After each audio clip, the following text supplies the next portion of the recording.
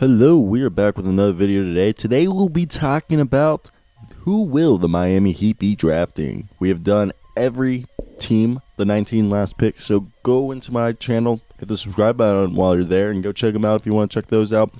As always, we do 3 players. I do the first one, which I think is going to be the most likely pick, and then 2 other picks I wouldn't be surprised if they take them. Let me hear your opinions down below while you're going down there. Hit that like button. Let's get at least 10 likes on this video. So let's hop in. Who will the Miami Heat be drafting in this year's 2020 NBA draft? It feels weird, but what is it? November 16th they'll be doing the draft? Seems like they are. I think they are. I don't know if they're going to push it back. Probably not. I think it's set in stone at this point. Either way, with the Miami Heat, it's pretty interesting. They have Goran Dragic. They have Kendrick Nunn at the point guard position. And they don't have, they have Jimmy Butler and Tyler Hero. But what about the future at the guard position? What about a guy like RJ Hampton?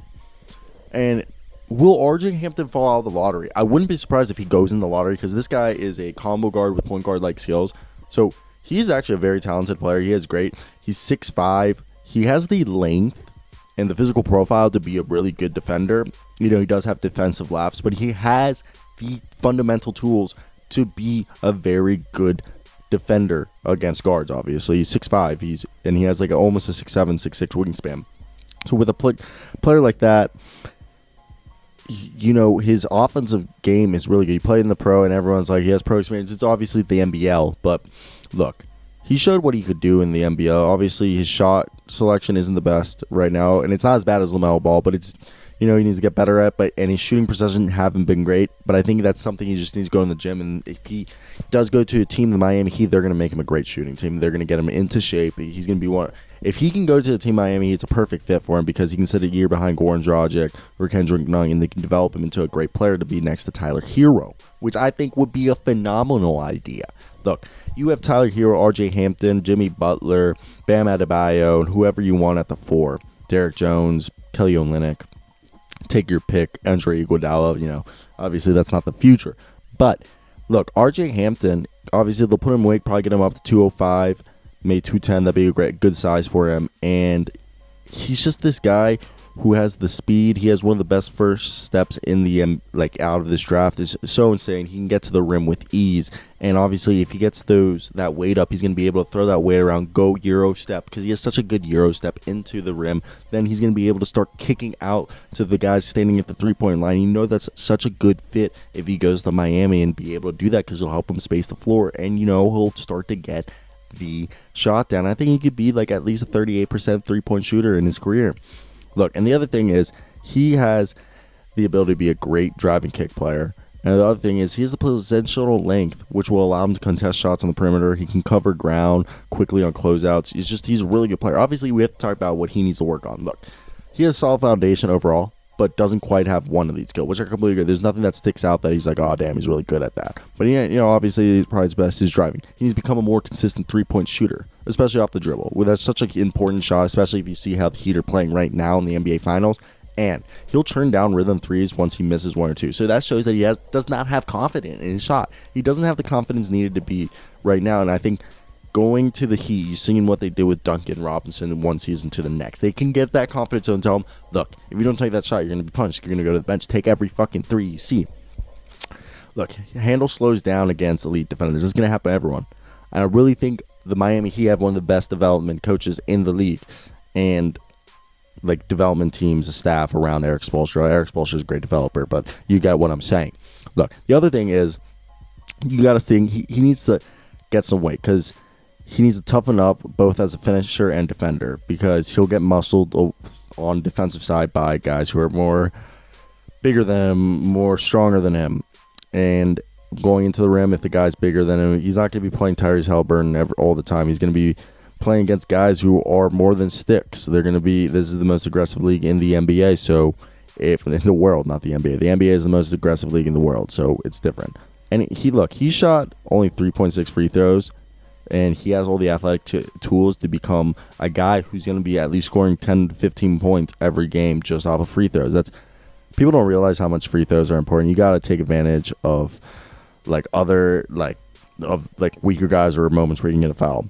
And like I was saying earlier, he needs to get that weight because he gets taken advantage by stronger guards defensively. So it's just that. And for a guy who has all the positional length, physical profile, and the fundamentals to be a great defender, he needs work on his defensive technique. He gets hit on screens too far often, more due to fundamentals than lack of strength. Doesn't direct the ball handle in one position or another. Narrow base and hunch frame focus comes and goes. He has defensive lapses.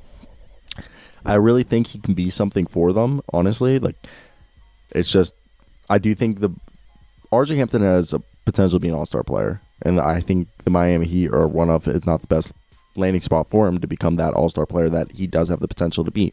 He also has potential to not be an all-star player, to be lower than that, be a below-average player. Not really, but yeah. Sticksmith, they need a power forward, as I was saying. I can't really think of a power forward that's really good for them that's going to be their future. Jalen Sticksmith, he's literally the definition of a floor spacing 3-and-D big. Okay, he's going to space the floor with his three-point shot. He's going to block shots. He can even step out on the perimeter with slower small forwards and power forwards. He can even do, he's got the size. He's great. Look, he shot 37% from three in college and 75% of his free throw on a fairly large sample, which is phenomenal. That's what you want from a player. Jalen Sticksmith next to Bam Adebayo strutting the floor. Then you got all these guys taking the turns as isolations, shooting threes.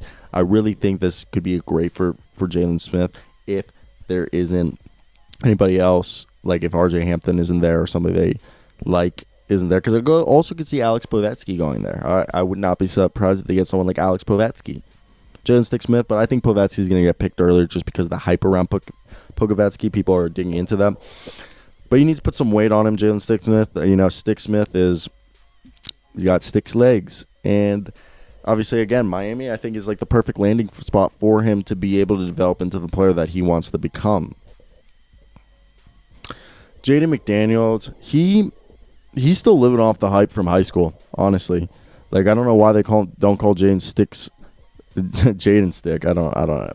But look, he's got narrow shoulders, rail thin legs. He's 200 pounds at 6'10". That's ridiculous. It's almost as ridiculous. What is Alex Povetsky? Alex Povetsky's 7 foot, 195 pounds. They're both just tiny. They didn't get on those NBA PEDs. They didn't get those steroids. But yeah, exactly. Like, Jaden Sticksmith, the same situation. I think Jalen Sticksmith has better potential than Jaden McDaniels, but Jaden McDaniels, he has all this potential that they thought he was going to be this great player. But I really think like Jaden McDaniels has a chance of being a more complete player than Jalen Sticksmith, while Jalen Sticksmith is more of a 3-and-D big, shot blocking big, Yeah. So, yeah, that's just mine. I really think they're going to take RJ Hampton. But if Povetsky falls, I could see that happen. If RJ and Povetsky aren't there, I could see it being Jalen Sticksmith or Jaden McDaniels. Let me hear down below what you guys thought about this. Your comments, hit that like button. Let's go for 10 likes. But yeah, let me hear that. Subscribe for more NBA content like this. But as always, guys, I hope you guys have a great day because I know I will. Till next time, guys. Peace.